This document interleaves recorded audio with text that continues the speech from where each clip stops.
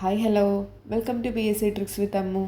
അപ്പോൾ ഇന്ന് നമ്മൾ നോക്കാൻ പോകുന്നത് നമ്മുടെ 2026 ജാനുവരി ഫസ്റ്റിലെ PSC ബുള്ളറ്റിൻ എഡിഷനിൽ വന്നിട്ടുള്ള കറണ്ട് അഫയേഴ്സ് ആണ് കേട്ടോ. അതെന്ന് പറഞ്ഞാൽ നമ്മളുടെ 2025 ഇമ്പോർട്ടൻ്റ് ആയിട്ടുള്ള എല്ലാ സംഭവങ്ങളും ഉൾപ്പെടുത്തിയിട്ടുള്ള ഒരു എഡിഷനായിരുന്നു കേട്ടോ അത്. അപ്പോൾ ഇതിൽ 2025 നോക്കേണ്ടതായിട്ടുള്ള എല്ലാ വസ്തുതകളും ഉണ്ട്. അപ്പോൾ ഇനി നമുക്കിത് വേറെ തിരഞ്ഞു പോകേണ്ട ആവശ്യമൊന്നുമില്ല. ഇപ്പോൾ FAPക്ക് മാത്രമല്ല, നമ്മുടെ APO വരാനിരിക്കുന്ന APOനാണെങ്കിലും അതുപോലെ തന്നെ company board LGS, VFA, Bevco LDയും കമ്പനി ബോർഡ് LGSും ഒക്കെ 10th പ്രിലിംസിലാണ് ഉൾപ്പെടുന്നത്.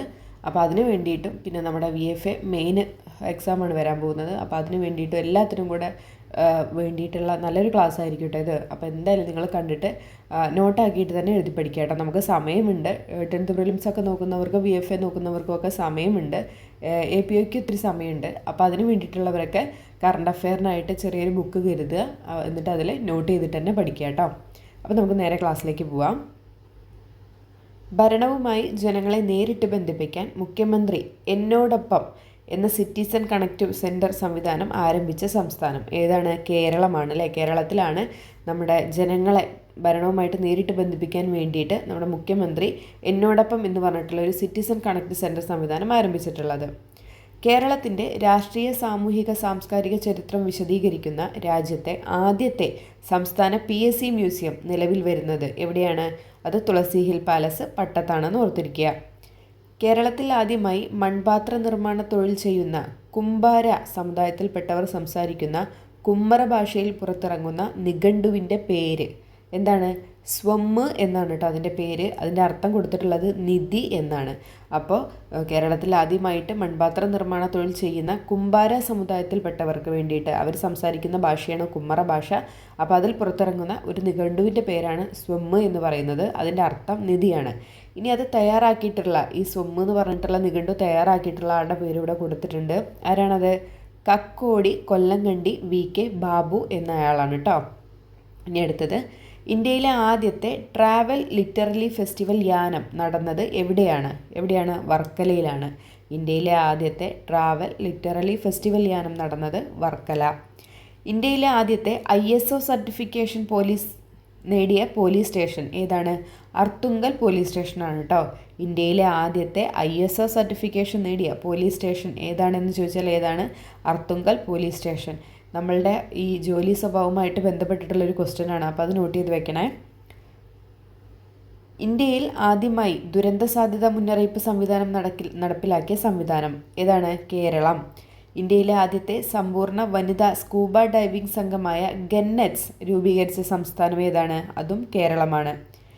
ഇന്ത്യയിലെ ആദ്യത്തെ അതിദാരിദ്ര്യ മുക്ത സംസ്ഥാനമായി കേരളത്തെ മുഖ്യമന്ത്രി പിണറായി വിജയൻ പ്രഖ്യാപിച്ചത് എന്നാണ്? 2025 നവംബർ 1 ഇമ്പോർട്ടൻ്റ് ആയിട്ടുള്ള ഒരു ക്വസ്റ്റ്യനാണ്. എന്താണ്? 2025 നവംബർ 1 മുഖ്യമന്ത്രി പിണറായി വിജയൻ കേരളത്തിനെ എന്ത് ചെയ്തു? ഇന്ത്യയിലെ ആദ്യത്തെ അതിദാരിദ്ര്യമുക്ത സംസ്ഥാനമായിട്ട് പ്രഖ്യാപിക്കുകയുണ്ടായി. കൂടാതെ 2025 ഓഗസ്റ്റ് 22 എന്ത് ചെയ്തു? ആദ്യത്തെ സമ്പൂർണ്ണ ഡിജിറ്റൽ സാക്ഷരതാ സംസ്ഥാനമായിട്ട് കേരളത്തെ മുഖ്യമന്ത്രി പിണറായി വിജയൻ സാർ പ്രഖ്യാപിക്കുകയും ഉണ്ടായി. അപ്പോൾ ഈ 2 ഡേറ്റും ഇമ്പോർട്ടൻ്റ് ആയിട്ടുള്ള ഡേറ്റാണ് കേട്ടോ. അതിദാരിദ്ര്യമുക്ത സംസ്ഥാനമായിട്ട് പ്രഖ്യാപിച്ചതും സമ്പൂർണ്ണ ഡിജിറ്റൽ സാക്ഷരതാ സംസ്ഥാനമായിട്ട് പ്രഖ്യാപിച്ചതും. വയോജനങ്ങളുടെ ക്ഷേമം ഉറപ്പാക്കാൻ വയോജന കമ്മീഷൻ രൂപീകരിക്കുന്ന ഇന്ത്യയിലെ ആദ്യത്തെ സംസ്ഥാനമാണ് കേരളം എന്ന് പറയുന്നത്. വയോജനങ്ങളുടെ ക്ഷേമം ഉറപ്പാക്കാൻ വയോജന കമ്മീഷൻ രൂപീകരിക്കുന്ന ഇന്ത്യയിലെ ആദ്യത്തെ സംസ്ഥാനം ഏതാണ്? അത് കേരളമാണ്.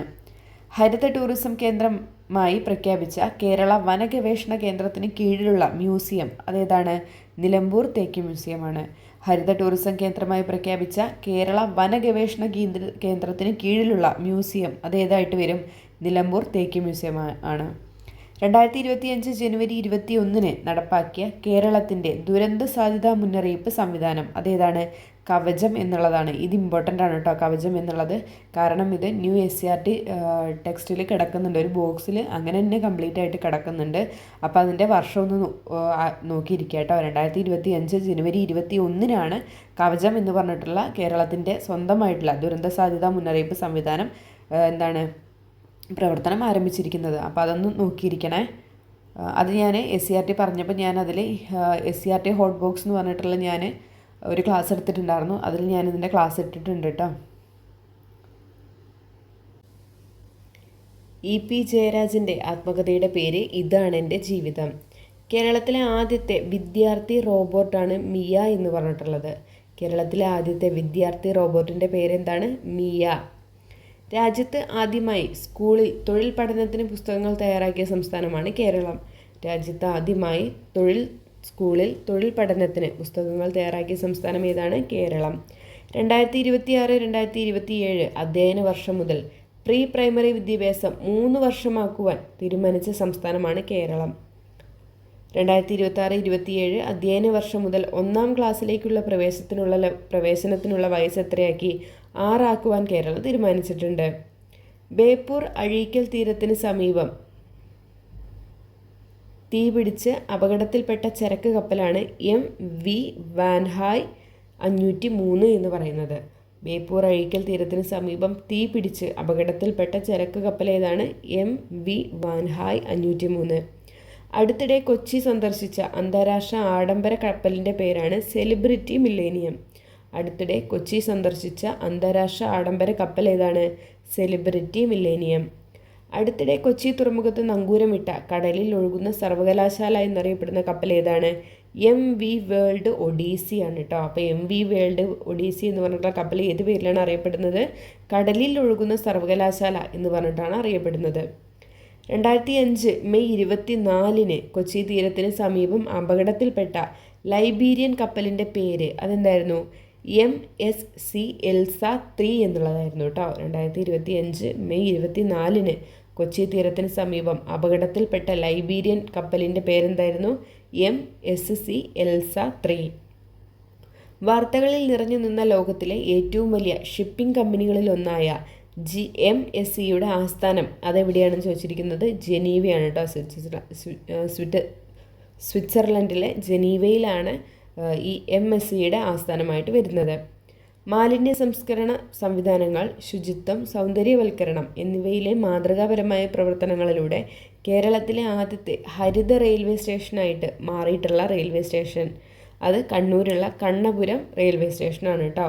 മാലിന്യ സംസ്കരണ സംവിധാനങ്ങൾ, ശുചിത്വം, സൗന്ദര്യവൽക്കരണം എന്നിവയിലെ മാതൃകാപരമായ പ്രവർത്തനങ്ങളിലൂടെ കേരളത്തിലെ ആദ്യത്തെ ഹരിത റെയിൽവേ സ്റ്റേഷനായിട്ട് മാറിയിരിക്കുകയാണ് കണ്ണൂരുള്ള കണ്ണപുരം എന്ന് പറഞ്ഞിട്ടുള്ള റെയിൽവേ സ്റ്റേഷൻ. ലോകാരോഗ്യ സംഘടനയുടെ ശാസ്ത്ര ജേണലിൽ പ്രസിദ്ധീകരിക്കപ്പെട്ട കേരളത്തിലെ കമ്മ്യൂണിറ്റി ക്യാൻസർ നിയന്ത്രണ പദ്ധതിയാണ് ക്യാൻസർ രഹിത കണ്ണപുരം എന്ന് പറയുന്നത്. കണ്ണൂർ ജില്ലയിലെ കണ്ണപുരം ഗ്രാമപഞ്ചായത്താണ് അവരുടെ പദ്ധതിയാണ് ക്യാൻസർ രഹിത കണ്ണപുരം എന്ന് പറയുന്നത്.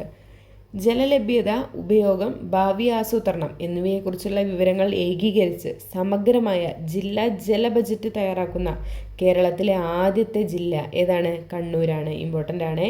കേരളത്തിലെ ആദ്യത്തെ ജല ബജറ്റ് തയ്യാറാക്കുന്ന ജില്ല ഏതാണെന്ന് ചോദിച്ചാൽ ഏതാണ്? കണ്ണൂരാണ്.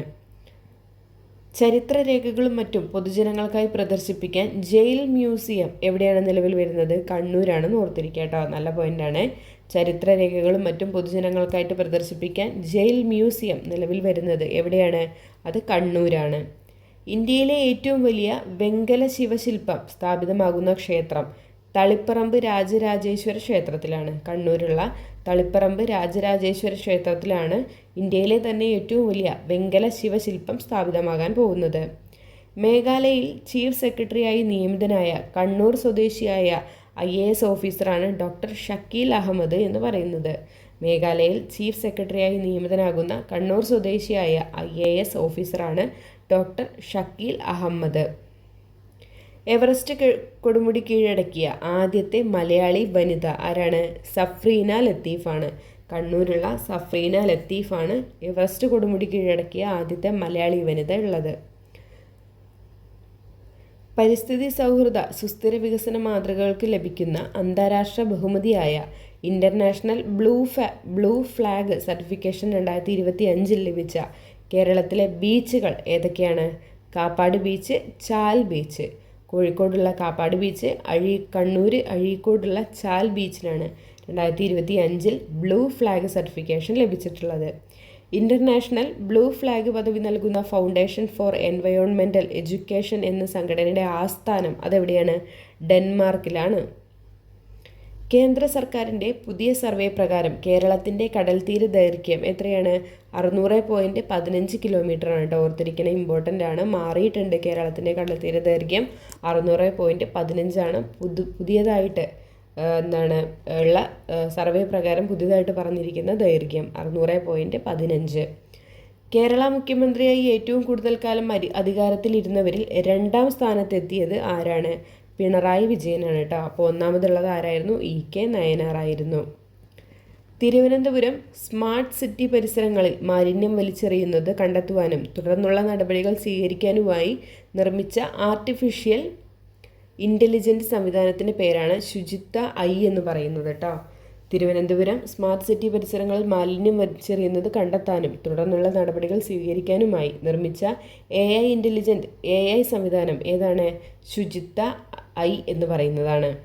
കടലിലും തീരത്തും അടിഞ്ഞുകൂടുന്ന പ്ലാസ്റ്റിക് മാലിന്യങ്ങൾ നീക്കി മത്സ്യസമ്പത്തിൻ്റെ സംരക്ഷണവും തീരദേശ വികസനവും ലക്ഷ്യമിട്ട് സംസ്ഥാന സർക്കാർ ആവിഷ്കരിക്കുന്ന പദ്ധതിയാണ് ശുചിത്വ സാഗരം സുന്ദര തീരം എന്ന് പറയുന്നത്. കടലിലും തീരത്തും അടിഞ്ഞുകൂടുന്ന പ്ലാസ്റ്റിക് മാലിന്യങ്ങൾ നീക്കി മത്സ്യസമ്പത്തിൻ്റെ സംരക്ഷണവും തീരദേശ വികസനവും ലക്ഷ്യമിട്ട് സംസ്ഥാന സർക്കാർ ആവിഷ്കരിക്കുന്ന പദ്ധതിയാണ് ശുചിത്വ സാഗരം സുന്ദര സാഗരം. സമുദ്രത്തിൻ്റെ അടിത്തട്ടിലെ മഹാരഹസ്യങ്ങൾ തേടിയുള്ള ഇന്ത്യയുടെ സമുദ്രയാൻ യാത്രയിലെ ഒരു മലയാളിയുണ്ട്. അതാരാണ്? G ഹരികൃഷ്ണനാണ് കേട്ടോ. അപ്പോൾ സമുദ്രയാൻ പദ്ധതിയിലുള്ള മലയാളി സാന്നിധ്യം ആരാണ് എന്ന് ചോദിച്ചാൽ ആരാണ്? G ഹരികൃഷ്ണനാണ്. സമുദ്രത്തിനടിയിൽ 6000 മീറ്റർ ആഴത്തിൽ മനുഷ്യരെയും വഹിച്ചു കൊണ്ടുപോകുന്ന ഇന്ത്യൻ നിർമ്മിത പേടകം ഏതാണ്? അത് മത്സ്യ 6000 കേന്ദ്ര വനം പരിസ്ഥിതി കാലാവസ്ഥാ വ്യതിയാന മന്ത്രാലയത്തിൻ്റെ 2020-25 മാനേജ്മെൻറ്റ് എഫക്റ്റീവ്നെസ് ഇവാലുവേഷൻ റിപ്പോർട്ടുകൾ പ്രകാരം ഏത് ദേശീയോദ്യാനമാണ് ഇന്ത്യയിലെ ഏറ്റവും മികച്ച ദേശീയോദ്യാനമായി തിരഞ്ഞെടുത്തത്? ഇരവികുളം ദേശീയോദ്യാനത്തെയാണ് കേട്ടോ. കേന്ദ്ര വനം പരിസ്ഥിതി കാലാവസ്ഥാ വ്യതിയാന മന്ത്രാലയത്തിൻ്റെ 2020 മുതൽ 2025 വരെയുള്ള മാനേജ്മെൻറ്റ് എഫക്റ്റീവ്നെസ് ഇവാലുവേഷൻ റിപ്പോർട്ടുകൾ പ്രകാരം ഏത് ദേശീയോദ്യാനമാണ് ഇന്ത്യയിലെ ഏറ്റവും മികച്ച ദേശീയോദ്യാനമായി തിരഞ്ഞെടുത്തത് എന്ന് ചോദിച്ചാൽ ഇരവികുളം ദേശീയോദ്യാനം. കുടുംബശ്രീയുടെ ആഭിമുഖ്യത്തിൽ സംഘടിപ്പിച്ച കുട്ടികളുടെ അന്താരാഷ്ട്ര ശുചിത്വ ഉച്ചകോടിയുടെ വേദി എവിടെയായിരുന്നു? തിരുവനന്തപുരം ആയിരുന്നു.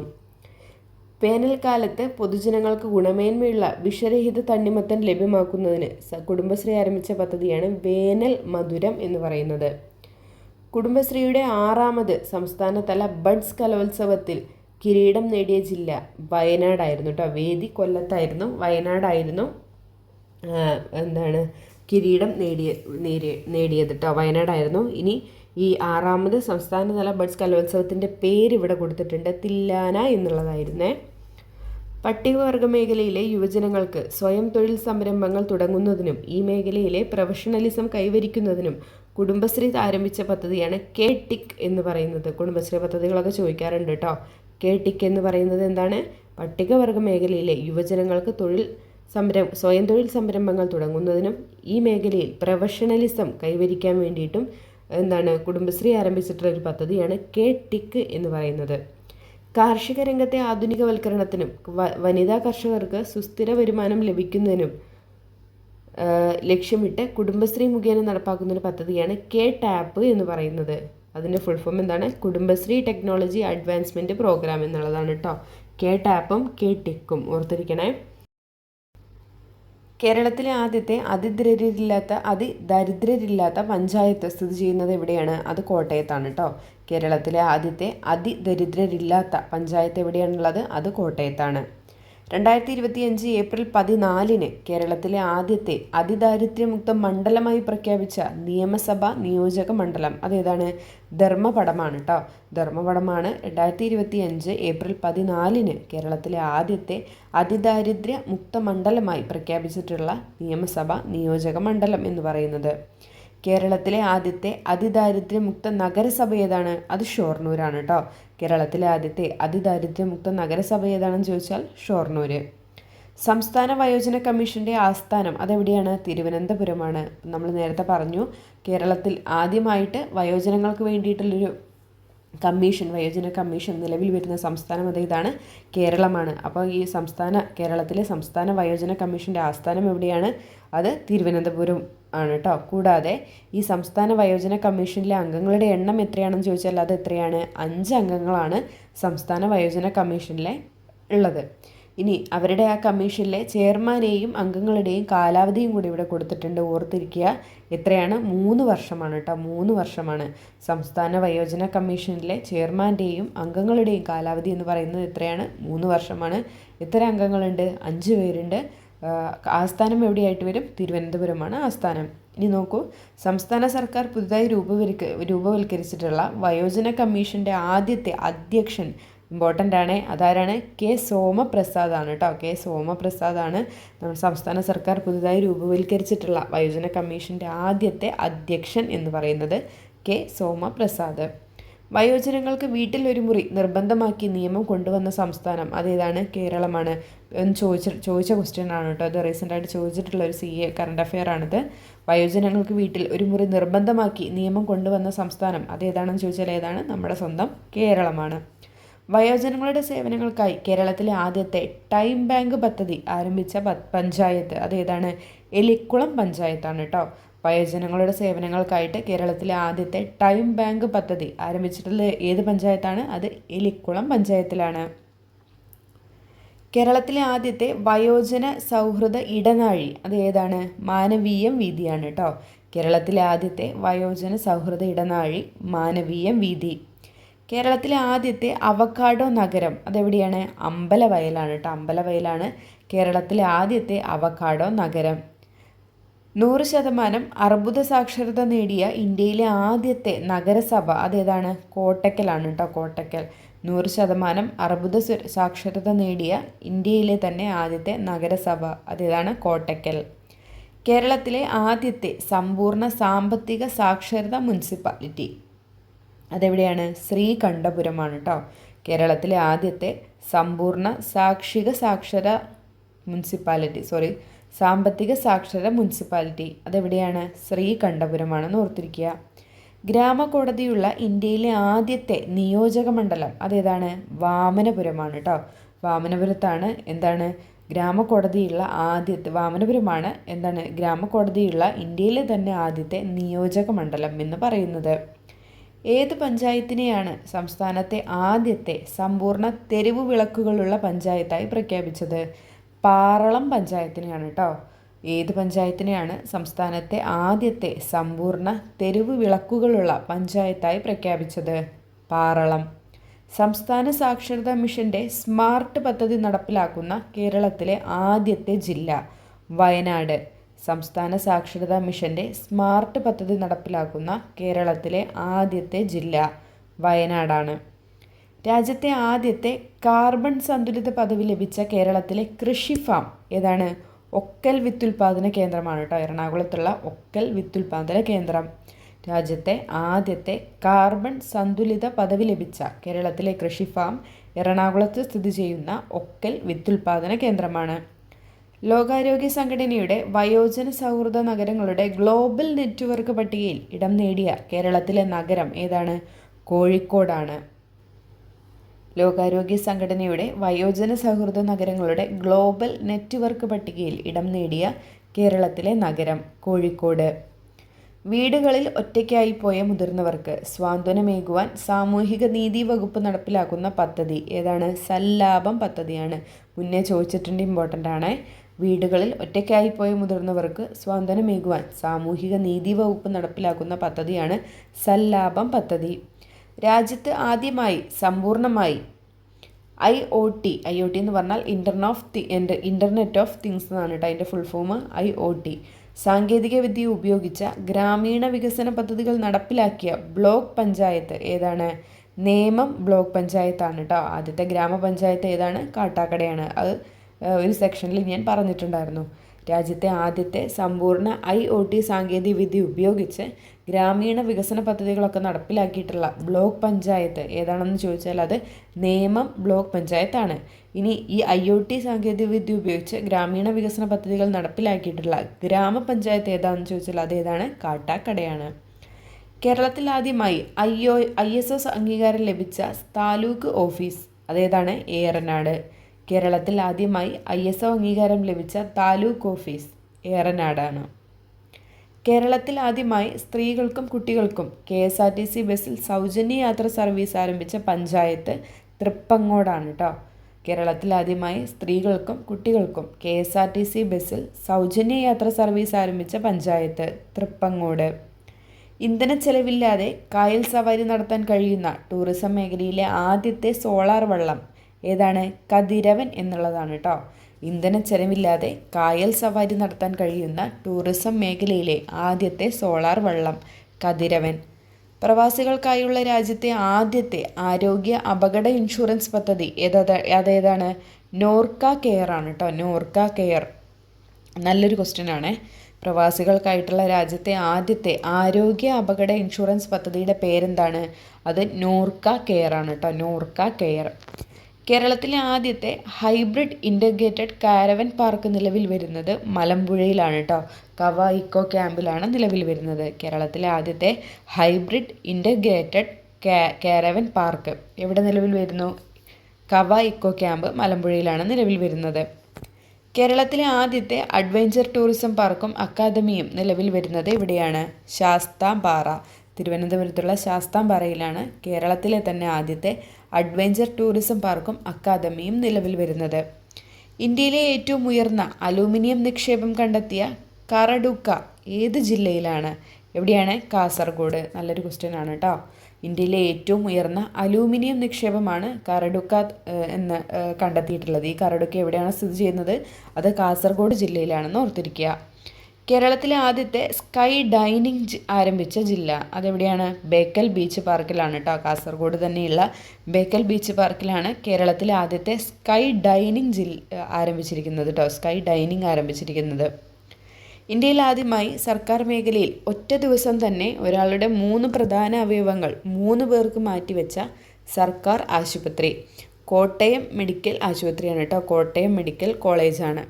ഇന്ത്യയിൽ ആദ്യമായിട്ട് സർക്കാർ മേഖലയിൽ തന്നെ ഒരു ദിവസം തന്നെ ഒരാളുടെ 3 പ്രധാന അവയവങ്ങൾ 3 പേർക്ക് മാറ്റിവെച്ചിട്ടുള്ള സർക്കാർ ആശുപത്രി കോട്ടയം മെഡിക്കൽ കോളേജ്. സർക്കാർ മേഖലയിൽ ശ്വാസകോശ മാറ്റിവെക്കൽ ശസ്ത്രക്രിയ നടത്തുന്ന സംസ്ഥാനത്തെ ആദ്യത്തെയും രാജ്യത്തെ 3ാമത്തെയും മെഡിക്കൽ കോളേജാണ് കോട്ടയം മെഡിക്കൽ കോളേജ് എന്ന് പറയുന്നത്. കൂടാതെ തന്നെ കേരളത്തിലെ ആദ്യത്തെ ഹീമോഫീലിയ പരിചരണ കേന്ദ്രം കൂടിയാണ് കോട്ടയം മെഡിക്കൽ കോളേജ് എന്ന് പറയുന്നത്. എന്തൊക്കെയാണ് പറഞ്ഞത്? ഒരു ദിവസം തന്നെ എന്താണ്? ഒരാളുടെ 3 പ്രധാന അവയവങ്ങൾ 3 പേർക്ക് മാറ്റിവെച്ചിട്ടുള്ള സർക്കാർ ആശുപത്രിയാണ്. കൂടാതെ എന്താണ്? ശ്വാസകോശം മാറ്റിവെക്കൽ ശസ്ത്രക്രിയ നടത്തുന്ന സംസ്ഥാനത്തെ ആദ്യത്തെയും രാജ്യത്തെ 3ാമത്തെയും മെഡിക്കൽ കോളേജ് കൂടിയാണ് കോട്ടയം മെഡിക്കൽ കോളേജ്. കൂടാതെ കേരളത്തിലെ ആദ്യത്തെ ഹീമോഫീലിയ പരിചരണ കേന്ദ്രം ഇമ്പോർട്ടൻ്റ് ആണ്. അതെവിടെയാണ്? കോട്ടയം മെഡിക്കൽ കോളേജാണ്. സംസ്ഥാനത്ത് ആദ്യമായി NABH അക്രഡിറ്റേഷൻ ലഭിച്ച സർക്കാർ മെഡിക്കൽ കോളേജ് കൂടിയാണ് കോട്ടയം മെഡിക്കൽ കോളേജ് കേട്ടോ.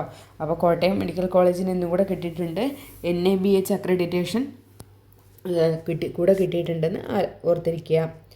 ഭിന്നശേഷിക്കാർക്കുള്ള സംസ്ഥാനത്തെ ആദ്യത്തെ കമ്മ്യൂണിറ്റി റേഡിയോയുടെ പേരാണ് കെയർ FM എന്ന് പറയുന്നത്. ഭിന്നശേഷിക്കാർക്ക് വേണ്ടിയിട്ടുള്ള സംസ്ഥാനത്തെ ആദ്യത്തെ കമ്മ്യൂണിറ്റി റേഡിയോയുടെ പേരെന്താണ്? കെയർ FM എന്നുള്ളതാണ് കേട്ടോ. ഭിന്നശേഷിക്കാരായ കുട്ടികളുടെ രക്ഷിതാക്കൾക്ക് പിന്തുണയുമായി സഹമിത്ര എന്ന പേരിൽ ആപ്ലിക്കേഷൻ പുറത്തിറങ്ങുന്ന ജില്ലാ ഭരണകൂടം ഏതാണ്? കോഴിക്കോടാണ് കേട്ടോ. ഭിന്നശേഷിക്കാരായ കുട്ടികളുടെ രക്ഷിതാക്കൾക്ക് പിന്തുണയുമായി സഹമിത്ര എന്ന പേരിൽ ആപ്ലിക്കേഷൻ പുറത്തിറങ്ങുന്ന ജില്ല കോഴിക്കോട്. അംഗപരിമിതർക്ക് അടിയന്തര ഘട്ടങ്ങളിൽ സഹായം നൽകുന്നതിനായി സാമൂഹിക നീതി വകുപ്പ് ആരംഭിച്ച പദ്ധതിയാണ് പരിരക്ഷ എന്ന് പറഞ്ഞിട്ടുള്ളത്. ചോദിച്ചിട്ടുള്ള ക്വസ്റ്റ്യൻ ആണ് കേട്ടോ. ചോദിച്ചിട്ടുള്ള ക്വസ്റ്റ്യൻ ആണ്. അംഗപരിമിതർക്ക് അടിയന്തര ഘട്ടങ്ങളിൽ സഹായം നൽകുന്നതിനായി സാമൂഹിക നീതി വകുപ്പ് ആരംഭിച്ച പദ്ധതി പരിരക്ഷ. ഭൗതിക വെല്ലുവിളികളെക്കുറിച്ചും അത് നേരിടുന്നവരെക്കുറിച്ചും സമൂഹത്തിൽ വിപുലമായ അവബോധം സൃഷ്ടിക്കാനായി സാമൂഹിക നീതി വകുപ്പ് ആരംഭിച്ച ക്യാമ്പയിൻ്റെ പേരാണ് അൻപ് എന്നുള്ളത്. ഭൗതിക വെല്ലുവിളികളെക്കുറിച്ചും അത് നേരിടുന്നവരെക്കുറിച്ചും സമൂഹത്തിൽ വിപുലമായ അവബോധം സൃഷ്ടിക്കാനായി സാമൂഹിക നീതി വകുപ്പ് ആരംഭിച്ച ക്യാമ്പയിൻ്റെ പേരാണ് അൻപ്. കേരളത്തിലെ കേരളത്തിൻ്റെ ആദ്യത്തെ ബാറ്ററി എനർജി സ്റ്റോറേജ് പദ്ധതി സ്ഥാപിതമാകുന്നത് കാസർഗോഡുള്ള മയിലാട്ടിയിലാണ്. കേരളത്തിൻ്റെ ആദ്യത്തെ ബാറ്ററി എനർജി സ്റ്റോറേജ് പദ്ധതി നടപ്പാക്കുന്നത് എവിടെയാണ്? കാസർഗോഡ് സ്ഥിതി ചെയ്യുന്ന മയിലാട്ടിയിലാണ്. കേരളത്തിലെ ആദ്യത്തെ ഭിന്നശേഷി സൗഹൃദ ഇൻഡോർ സ്റ്റേഡിയം നിലവിൽ വരുന്നത് ഒറ്റപ്പാലത്താണ്. കേരളത്തിലെ ആദ്യത്തെ ഭിന്നശേഷി സൗഹൃദ ഇൻഡോർ സ്റ്റേഡിയം ഒറ്റപ്പാലത്താണ് നിലവിൽ വരുന്നത്. 2024 centre for water resources development and management CWRDM ഇതിൻ്റെ ചുരുക്കപ്പേരാണ് നടത്തിയ പഠനങ്ങളുടെ അടിസ്ഥാനത്തിൽ കേരളത്തിൽ ഔദ്യോഗികമായി കാർബൺ സന്തുലിത പദവി ലഭിച്ച ആദ്യത്തെ വീട് കോഴിക്കോട് വെങ്ങേരിയിലുള്ള മേട എന്ന് പറഞ്ഞിട്ടുള്ള വീടാണ്. 2024 centre for water resources development and management നടത്തിയ പഠനങ്ങളുടെ അടിസ്ഥാനത്തിൽ കേരളത്തിൽ ഔദ്യോഗികമായി കാർബൺ സന്തുലിത പദവി ലഭിച്ച ആദ്യത്തെ വീട് കോഴിക്കോട് വേങ്ങേരിയിൽ സ്ഥിതി ചെയ്യുന്ന മേട എന്ന് പറഞ്ഞിട്ടുള്ള വീട്.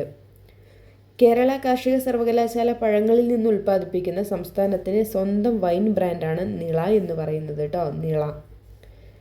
ഇന്ത്യയിൽ ആദ്യമായി വിത്തില്ലാത്ത തണ്ണിമത്തൻ, അതിൻ്റെ പേരാണ് ഷോണിമ എന്നുള്ളത്, അത് വികസിപ്പിച്ച സ്ഥാപനം ഏതാണെന്നാണ് ചോദിച്ചിരിക്കുന്നത്. വെള്ളാനിക്കര കാർഷിക സർവകലാശാലയാണ് കേട്ടോ. ഇന്ത്യയിൽ ആദ്യമായിട്ട് വിത്തില്ലാത്ത തണ്ണിമത്തൻ വികസിപ്പിച്ച സ്ഥാപനമാണ് വെള്ളാനിക്കര കാർഷിക സർവകലാശാല. അങ്ങനെ വിത്തില്ലാത്ത തണ്ണിമത്തൻ്റെ പേരാണ് എന്തെന്ന് പറയുന്നത്? ഷോണിമ എന്ന് പറയുന്നത്. അപ്പോൾ ഷോണിമ എന്ന് പറയുന്നത് എന്താണ്? ഒരു വിത്തില്ലാത്ത തണ്ണിമത്തൻ ഇനമാണ്. കുട്ടനാട്ടിലെ മാങ്കൊമ്പ് MS സ്വാമിനാഥൻ നെല്ല് ഗവേഷണ കേന്ദ്രം വികസിപ്പിച്ച പുതിയ നെൽവിത്തുകൾ ഏതൊക്കെയാണ്? പുണ്യ ആദിയാണ് കേട്ടോ. പുണ്യ ആദി. കുട്ടനാട്ടിലെ മങ്കൊമ്പ് MS സ്വാമിനാഥൻ നെല്ല് ഗവേഷണ കേന്ദ്രം വികസിപ്പിച്ച പുതിയ നെൽവിത്തുകൾ ഏതൊക്കെയാണ്? പുണ്യ ആദി. മാങ്കൊമ്പിലെ നെല്ല് ഗവേഷണ കേന്ദ്രത്തിൽ നിന്ന് പുറത്തിറക്കുന്ന ആദ്യത്തെ വെള്ള അരിയോട് കൂടിയ നെല്ലിനമാണ് ആദ്യ, അല്ലെങ്കിൽ അതിൻ്റെ പേരാണ് MO24 എന്നുള്ളത് കേട്ടോ. മാങ്കൊമ്പിലെ നെല്ല് ഗവേഷണ കേന്ദ്രത്തിൽ നിന്ന് പുറത്തിറങ്ങുന്ന ആദ്യത്തെ വെള്ള അരിയോട് കൂടിയ നെല്ലിനമാണ് ആദ്യ എന്ന് പറയുന്നത്. വിഴിഞ്ഞം അന്താരാഷ്ട്ര തുറമുഖം പ്രധാനമന്ത്രി നരേന്ദ്രമോദി രാജ്യത്തിന് സമർപ്പിച്ചത് എന്നാണ്? 2025 മെയ് 2 ഇമ്പോർട്ടൻ്റ് ഡേറ്റ് ആണ്. 2025 മെയ് 2 എന്ത് ചെയ്തു? പ്രധാനമന്ത്രി നരേന്ദ്രമോദി വിഴിഞ്ഞം അന്താരാഷ്ട്ര തുറമുഖം എന്ത് ചെയ്തു? രാജ്യത്തിന് വേണ്ടിയിട്ട് സമർപ്പിച്ചു. പൂർണ്ണമായും ട്രാൻസ്ഷിപ്മെൻറ്റ് തുറമുഖം രൂപകൽപ്പന ചെയ്ത ഇന്ത്യയിലെ ആദ്യത്തെ തുറമുഖമാണ് വിഴിഞ്ഞം അന്താരാഷ്ട്ര തുറമുഖം എന്ന് പറയുന്നത്. അപ്പോൾ ഇനിയും പറയാൻ പോകുന്ന വിഴിഞ്ഞത്തിൻ്റെ എല്ലാ പോയിൻറ്റും ഇമ്പോർട്ടൻ്റ് ആണ്. സ്റ്റേറ്റ്മെൻറ്റ് ടൈപ്പിലൊക്കെ ചോദിക്കാൻ പറ്റിയതാണ്. അപ്പോൾ ഒന്നും കൂടെ പറയാം. നമ്മുടെ ഈ വിഴിഞ്ഞം അന്താരാഷ്ട്ര തുറമുഖം പ്രധാനമന്ത്രി നരേന്ദ്രമോദി രാജ്യത്തിന് സമർപ്പിച്ചതെന്നാണ്? 2025 മെയ് 2 പൂർണ്ണമായിട്ടും എന്താണ്? ട്രാൻസ്ഷിപ്മെൻറ്റ് തുറമുഖമായിട്ട് രൂപകൽപ്പന ചെയ്തിട്ടുള്ളതാണ് വിഴിഞ്ഞം അന്താരാഷ്ട്ര തുറമുഖം എന്നുള്ളത്. ദക്ഷിണേന്ത്യയിലെ തന്നെ ആദ്യത്തെ സെമി ഓട്ടോമേറ്റഡ് തുറമുഖം കൂടിയാണ്. ദക്ഷിണേന്ത്യയിലെ ആദ്യത്തെ സെമി ഓട്ടോമേറ്റഡ് തുറമുഖം ഏതാണെന്ന് ചോദിച്ചാൽ അതേതാണ്? വിഴിഞ്ഞം അന്താരാഷ്ട്ര തുറമുഖമാണ്. 2025 നവംബറിൽ പൂർണ്ണ തോതിലുള്ള ഇമിഗ്രേഷൻ ചെക്ക് പോസ്റ്റ് പദവി അനുവദിച്ച കേരളത്തിലെ തുറമുഖം കൂടിയാണ് വിഴിഞ്ഞം അന്താരാഷ്ട്ര തുറമുഖം എന്ന് പറയുന്നത്. അപ്പോൾ എന്തൊക്കെയാണ് പറഞ്ഞത്? 2025 മെയ് 2 വിഴിഞ്ഞം തുറമുഖം പ്രധാനമന്ത്രി നരേന്ദ്രമോദിയാണ് കേട്ടോ രാജ്യത്തിന് സമർപ്പിക്കുന്നത്. ആര് സമർപ്പിച്ചു എന്ന് ചോദിച്ചാൽ അതാരാണ്? പ്രധാനമന്ത്രി നരേന്ദ്രമോദിയാണ്. പൂർണ്ണമായിട്ടും എന്താണ്? ഒരു ട്രാൻസ്ഷിപ്മെൻറ്റ് തുറമുഖമായിട്ടാണ് ഇത് രൂപകൽപ്പന ചെയ്തിട്ടുള്ളത്. കൂടാതെ എന്താണ്? ദക്ഷിണേന്ത്യയിലെ ആദ്യത്തെ സെമി ഓട്ടോമേറ്റഡ് തുറമുഖമാണ്. പിന്നെ എന്താണ്? ICP പദവി. എന്താണ്? ICP പദവി അനുവദിച്ച കേരളത്തിലെ തുറമുഖമാണ്. ICP എന്ന് പറഞ്ഞാൽ ഇമിഗ്രേഷൻ ചെക്ക് പോസ്റ്റ് എന്നാണ് കേട്ടോ. അപ്പോൾ വിഴിഞ്ഞം തുറമുഖത്തെക്കുറിച്ച് അത്രയും കാര്യങ്ങൾ എന്തായാലും നോട്ട് ചെയ്തിട്ട് തന്നെ പഠിക്കുക കേട്ടോ. കോഴിക്കോട് ജില്ലയിൽ സ്ഥിതി ചെയ്യുന്ന ഇന്ത്യൻ സുഗന്ധവിള ഗവേഷണ സ്ഥാപനം വികസിപ്പിച്ചെടുത്ത അത്യുൽപാദന ശേഷിയുള്ളതും പ്രത്യേക സുഗന്ധമുള്ളതുമായ മഞ്ഞൾ ഇനമാണ് IISR സൂര്യ എന്ന് പറയുന്നത്. IISR സൂര്യ എന്ന് പറയുന്നത് എന്താണ്? സുഗന്ധമുള്ളതും അത്യുൽപാദന ശേഷിയുമുള്ളതുമായിട്ടുള്ള ഒരു മഞ്ഞൾ ഇനമാണ്. അത് കോഴിക്കോട് ജില്ലയിൽ സ്ഥിതി ചെയ്യുന്ന ഇന്ത്യൻ വിള ഗവേഷണ സ്ഥാപനമാണ് വികസിപ്പിച്ചെടുത്തിട്ടുള്ളത്. ആൾക്കൂട്ടം എത്ര വലുതായാലും അവരെ നിർമ്മിത ബുദ്ധിയിൽ പ്രവർത്തിക്കുന്ന ക്യാമറയിലൂടെ നിരീക്ഷിച്ച് അസ്വാഭാവിക നീക്കങ്ങൾ വിലയിരുത്തി ദുരന്തങ്ങൾ തടയാൻ സഹായിക്കുന്ന പദ്ധതി തയ്യാറാക്കിയ സ്ഥാപനം? National institute of technology Kozhikode, NIT കേട്ടോ. കോഴിക്കോടുള്ള NIT ആണ്. നമ്മുടെ ആൾക്കൂട്ടം എത്ര വലുതാണെങ്കിലും എന്താണ്, അവരെ AI പ്രവർത്തിക്കുന്ന ക്യാമറയിലൂടെ നിരീക്ഷിച്ചിട്ട് എന്താണ്, എന്തെങ്കിലും അസ്വാഭാവിക നീക്കങ്ങൾ ഉണ്ടെങ്കിൽ അത് വിലയിരുത്തിയിട്ട് ദുരന്തങ്ങൾ തടയാൻ സഹായിക്കുന്ന ഒരു പദ്ധതി. അത് വികസിപ്പിച്ചത് NIT, കോഴിക്കോട് NIT ആണ്. നാസയും ISROയും സംയുക്തമായി നിർമ്മിച്ച് ശ്രീഹരിക്കോട്ടയിലെ സതീഷ് ധവാൻ ബഹിരാകാശ കേന്ദ്രത്തിൽ നിന്ന് GSLV F-16 ഉപയോഗിച്ച് വിക്ഷേപിച്ച ലോകത്തിലെ ആദ്യത്തെ റഡാർ ഇമേജിംഗ് സാറ്റലൈറ്റ് ആയ നിസാർ പദ്ധതിയുടെ മിഷൻ ഡയറക്ടർ ആരാണെന്നാണ് ചോദിച്ചിരിക്കുന്നത്. ആരാണ്? തോമസ് കുര്യൻ ആയിരുന്നു കേട്ടോ. അപ്പോൾ നിസാർ ആദ്യത്തെ റഡാർ ഇമേജിംഗ് സാറ്റലൈറ്റുള്ള നിസാർ എന്ന് പറയുന്ന പദ്ധതിയുടെ മിഷൻ ഡയറക്ടർ ആരാണ്? തോമസ് കുര്യൻ ആയിരുന്നു. ഇത് ISROയും നാസയും കൂടെ സംയുക്തമായിട്ട് വികസിപ്പിച്ചിട്ടുള്ളതാണ്. അത് എവിടെ നിന്നാണ് വിക്ഷേപിച്ചതെന്ന് ചോദിച്ചാൽ ശ്രീഹരിക്കോട്ടയിലെ സതീഷ് ധവാൻ സ്പേസ് സെൻറ്ററിൽ നിന്നാണ് കേട്ടോ. എന്താണ് ഉപയോഗിച്ച വാഹനത്തിൻ്റെ പേര്? GSLV F-16 ആണ് കേട്ടോ. GSLV F-16 ആണ് നിസാർ വിക്ഷേപിച്ചിട്ടുള്ളത്. ആ വാഹനത്തിലൂടെയാണ് നിസാർ വിക്ഷേപിച്ചിട്ടുള്ളത്. ആ പദ്ധതിയുടെ മിഷൻ ഡയറക്ടർ ആരായിരുന്നു? അത് തോമസ് കുര്യനായിരുന്നു. കേരളത്തിലെ സ്വന്തം ഇൻ്റർനെറ്റായ കെ ഫോണിൻ്റെ ഭാഗ്യചിഹ്നം ഫിബോ എന്ന് പറഞ്ഞിട്ടുള്ള കടുവയാണ്. കേരളത്തിൻ്റെ സ്വന്തം ഇൻ്റർനെറ്റായ കെ ഫോണിൻ്റെ ഭാഗ്യചിഹ്നം ഫിബോ. ഫിബോ കേട്ടോ. കെ ഫോൺ ഫിബോ. കേൾവി പരിമിതിയുള്ള കുട്ടികൾക്ക് ഭാഷാ പഠനം എളുപ്പമാക്കാൻ പ്രത്യേക പാഠപുസ്തകം തയ്യാറാക്കിയ സംസ്ഥാനമാണ് കേരളം എന്ന് പറയുന്നത് കേട്ടോ. കേൾവി പരിമിതിയുള്ള കുട്ടികൾക്ക് ഭാഷാ പഠനം എളുപ്പമാക്കാൻ വേണ്ടിയിട്ട് പ്രത്യേക പാഠപുസ്തകം നമ്മുടെ കേരളം തയ്യാറാക്കിയിട്ടുണ്ട്. ഇനി കുറച്ച് ബുക്കുകളും എഴുത്തുകാരെയും കൂടിയായിട്ട് നമ്മൾ പരിചയപ്പെടുന്നത്. ഇപ്പോൾ ഒരുപാട് എക്സാമിന് കുറച്ച് ബുക്കുകളും അതിൻ്റെ ഓതേഴ്സിനെ കൂടെ കൊടുത്തിട്ട് യോജിപ്പിക്കുന്ന അല്ലെങ്കിൽ തെറ്റായി ജോഡി ചെയ്ത് അല്ലെങ്കിൽ മാച്ച് ചെയ്യാനൊക്കെ ചോദിക്കുന്നുണ്ട്. അപ്പോൾ നമുക്ക് അതും കൂടെ ഒന്ന് നോക്കാം. വിദ്യാകിരണം മിഷൻ പ്രസിദ്ധീകരിച്ച 1ാം ക്ലാസ്സിലെ കുട്ടികളുടെ ഡയറി കുറിപ്പുകളും രക്ഷിതാക്കളുടെയും അധ്യാപകരുടെയും അനുഭവക്കുറിപ്പുകളും ഉൾക്കൊള്ളുന്ന ബഹുമാനപ്പെട്ട വിദ്യാഭ്യാസ തൊഴിൽ വകുപ്പ് മന്ത്രി V ശിവൻകുട്ടി എഡിറ്ററായി തയ്യാറാക്കിയിട്ടുള്ളൊരു പുസ്തകമാണ് കുരുന്നെഴുത്തുകാർ എന്ന് പറയുന്നത് കേട്ടോ. അപ്പോൾ കുരുന്നെഴുത്തുകാരുടെ എഡിറ്റർ ആരാണ്? വിദ്യാഭ്യാസ മന്ത്രിയായിട്ടുള്ള V ശിവൻകുട്ടിയാണ് കേട്ടോ. അതിലെന്തൊക്കെയാണ് ഉൾപ്പെടുത്തിയിട്ടുള്ളത്? 1ാം ക്ലാസ്സിലെ കുട്ടികളുടെ ഡയറി കുറിപ്പ് ഉൾപ്പെടുത്തിയിട്ടുണ്ട്. പിന്നെ രക്ഷിതാക്കളുടെയും അധ്യാപകരുടെയും അനുഭവക്കുറിപ്പും കൂടി അതിൽ ഉൾപ്പെടുത്തിയിട്ടുണ്ട്. ഹരിത കേരള മിഷൻ പുറത്തിറക്കിയ പുസ്തകമാണ് മികവാർന്ന പച്ചത്തുരുത്തുകൾ എന്ന് പറയുന്നത്. ഹരിതം എന്ന് കേൾക്കുമ്പോൾ തന്നെ നമുക്ക് പച്ച ഓർമ്മ വരും അല്ലേ? അപ്പോൾ ഹരിത കേരള മിഷൻ പുറത്തിറക്കിയ പുസ്തകം ഏതാണത്? മികവാർന്ന പച്ചത്തുരുത്തുകളാണ്. സംഗീതജ്ഞ MS സുബ്ബലക്ഷ്മിയുടെ ഭർത്താവ് ത്യാഗരാജൻ സദാശിവത്തിൻ്റെയും ജീവിതത്തെപ്പറ്റി കവി K ഹരിനാരായണൻ രചിച്ച പുസ്തകം ഏതാണ്? Shivam Shubham Shubham the biography of a couple. അപ്പോൾ MS സുബ്ബലക്ഷ്മിയെക്കുറിച്ചും ഭർത്താവ് ത്യാഗരാജൻ സദാശിവൻ, അദ്ദേഹത്തിൻ്റെ പേര് ത്യാഗരാജൻ സദാശിവൻ എന്നാണ് കേട്ടോ. അപ്പോൾ അദ്ദേഹത്തെക്കുറിച്ചും അവരുടെ രണ്ടാളുടെയും ജീവിതത്തെ പറ്റി ഒരു പുസ്തകം രചിച്ചു. ആര്? K ഹരിനാരായണൻ എന്ന് പറഞ്ഞിട്ടുള്ള വ്യക്തി. ആ പുസ്തകത്തിൻ്റെ പേരാണ് ചോദിച്ചിരിക്കുന്നത്. Shivam Shubham the biography of a couple. ഏത് പ്രശസ്ത എഴുത്തുകാരിയുടെ ഓർമ്മ പുസ്തകമാണ് mother Mary comes to me എന്ന് പറയുന്നത്? ആരുടെയാണ്? അരുന്ധതി റോയിയുടെയാണ് കേട്ടോ. Mother Mary comes to me എന്ന് പറയുന്നുള്ള ഓർമ്മ പുസ്തകം ആരുടെയാണ്? അരുന്ധതി റോയിയുടെയാണ്. അന്തകവള്ളികൾ എന്ന പുസ്തകം ആരുടെയാണ്? സേതുവിൻ്റെയാണ് കേട്ടോ. അന്തകവള്ളികൾ സേതു.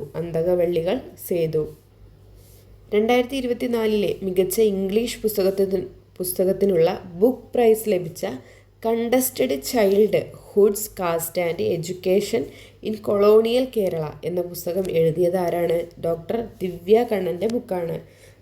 എന്താണ്? Contested childhoods caste and education in colonial Kerala. ആ ബുക്ക് ആരുടെയാണ്? ഡോക്ടർ ദിവ്യ കണ്ണൻ്റെയാണ്. അതിനെന്താണ് 2024 മികച്ച ഇംഗ്ലീഷ് പുസ്തകത്തിനുള്ള ബുക്ക് പ്രൈസ് ലഭിച്ചിട്ടുണ്ട്.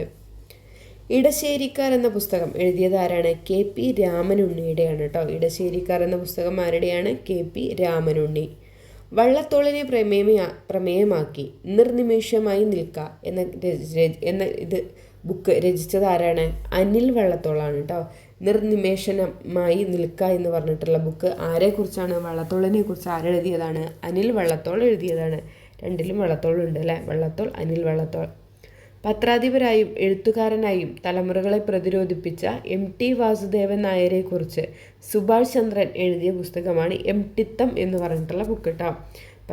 പത്രാധിപരായും എഴുത്തുകാരനായും തലമുറകളെ പ്രതിരോധിപ്പിച്ച MT വാസുദേവൻ നായരെക്കുറിച്ച് സുഭാഷ് ചന്ദ്രൻ എഴുതിയ പുസ്തകം ഏതാണ്? എംടിത്തം എന്ന് പറയുന്നുള്ള ബുക്കാണ്. മാധവിക്കുട്ടിയുടെ ജീവചരിത്രം, പേര് മാധവിക്കുട്ടി കടലിൻ്റെ നിറങ്ങൾ എന്ന പേരിൽ ബുക്ക് രചിച്ചത് ആരാണ്? ഡോക്ടർ ആശ കെ ആണ് കേട്ടോ. അപ്പോൾ മാധവിക്കുട്ടി കടലിൻ്റെ നിറങ്ങൾ എന്ന് പറഞ്ഞിട്ടുള്ള ജീവചരിത്രത്തിൻ്റെ രചയിതാവ് ആരാണെന്ന് ചോദിച്ചാൽ ആരാണ്? ആശ കെ ആണ്. കരിവന്നൂർ എന്ന ചെറുകഥാ സമാഹാരം എഴുതിയത് ആരാണ്? ടി പത്മനാഭൻ ആണ് കേട്ടോ. ടി പത്മനാഭൻ്റെ ആണ് കരിവന്നൂർ എന്ന് പറഞ്ഞിട്ടുള്ള ചെറുകഥാ സമാഹാരം. കരിവന്നൂർ ടി മഹാദേവൻ. ഗാസയിലെ കുട്ടികൾ എന്ന ചെറുകഥയും അദ്ദേഹം എഴുതിയിട്ടുണ്ട് കേട്ടോ. കരിവന്നൂരും ഗാസയിലെ കുട്ടികളും ആരുടെയാണ്? ടി പത്മനാഭൻ എന്ന് പറഞ്ഞിട്ടുള്ള എഴുത്തുകാരൻ്റെയാണ്. കരിവന്നൂറും ഗാസയിലെ കുട്ടികളും. മനുഷ്യബന്ധങ്ങളെയും ജീവനത്തെയും കുറിച്ചുള്ള ചൂരൽമല എന്ന പുസ്തകത്തിൻ്റെ രചയിതാവ് UK കുമാരനാണ് കേട്ടോ. ചൂരൽമല എന്ന പുസ്തകത്തിൻ്റെ രചയിതാവ് ആരാണ്? UK കുമാരൻ. മൾബറി എന്നോട് നിന്റെ സോർബയെക്കുറിച്ച് പറയൂ എന്ന പുസ്തകത്തിൻ്റെ രചയിതാവ് ആരാണ്? ബെന്യാമിനാണ് കേട്ടോ. മൾബറി എന്നോട് നിന്റെ സോർബയെക്കുറിച്ച് പറയൂ എന്ന് പറഞ്ഞിട്ടുള്ള പുസ്തകത്തിൻ്റെ രചയിതാവ് ആരാണ്? അത് ബെന്യാമിൻ ആണ്. ഏഞ്ചൽ മേരിയിലേക്ക് 100 ദിവസം എന്ന നോവൽ എഴുതിയതാണ് മുകുന്ദൻ്റെയാണ് ഏഞ്ചൽ മേരിയിലേക്ക് 100 ദിവസം എന്ന് പറഞ്ഞിട്ടുള്ള നോവൽ. കലാച്ചി എന്ന് പറഞ്ഞിട്ടുള്ള നോവൽ ആരുടെയാണ്? KR മീര കേട്ടോ. KR മീരയൊക്കെ ഇമ്പോർട്ടൻ്റ് ആയിട്ടുള്ള ആൾക്കാരാണ്. മുകുന്ദൻ, KR മീര, സേതു അവരൊക്കെ വളരെ ഇമ്പോർട്ടൻ്റ് ആയിട്ടുള്ള എഴുത്തുകാരാണ്. PSC അവരുടെയൊക്കെയാണ് കൂടുതലായിട്ടും ചോദിച്ചു കാണാറുള്ളത് കേട്ടോ. അപ്പോൾ കലാച്ചി എന്ന് പറയുന്ന നോവൽ എഴുതിയത് ആരാണ്? KR മീര. അപ്പോൾ ഇന്നത്തെ ക്ലാസ്സിൽ ഞാൻ ഇത്രയും നല്ല പോയിന്റുകളാണ് കേട്ടോ പറഞ്ഞു നിർത്തുന്നത്. അപ്പോൾ ഞാൻ നേരത്തെ പറഞ്ഞതുപോലെ എല്ലാവരും ചെറിയൊരു നോട്ട്ബുക്ക് കറണ്ട് അഫെയറിന് വേണ്ടിയിട്ട് കയ്യിൽ കരുതുക. നോട്ടുകൾ എഴുതിയിട്ട് തന്നെ പഠിക്കുക കേട്ടോ. കറണ്ട് അഫെയർ എഴുതിയിട്ട് തന്നെ പഠിക്കുക. പിന്നെ നിങ്ങൾക്ക് കിട്ടുന്ന അഡീഷണൽ ആയിട്ട് കിട്ടുന്ന പോയിന്റുകളൊക്കെ ഉൾപ്പെടുത്തിയിട്ട് അത് പിന്നെ റിവിഷൻ വെറുതെ എഴുതി വെച്ചാൽ മാത്രം പോരാ, അത് റിവിഷൻ ചെയ്യാനും കൂടെ ശ്രമിക്കണം കേട്ടോ. എന്നാൽ മാത്രമാണ് നമുക്കത് മാർക്ക് സ്കോർ ചെയ്യാൻ കഴിയുള്ളൂ. അപ്പോൾ ഇനി ഇതിൻ്റെ ബാക്കി ക്ലാസ്സുമായിട്ട് നമുക്ക് വീണ്ടും കാണാം. അതുവരേക്കും താങ്ക് യു.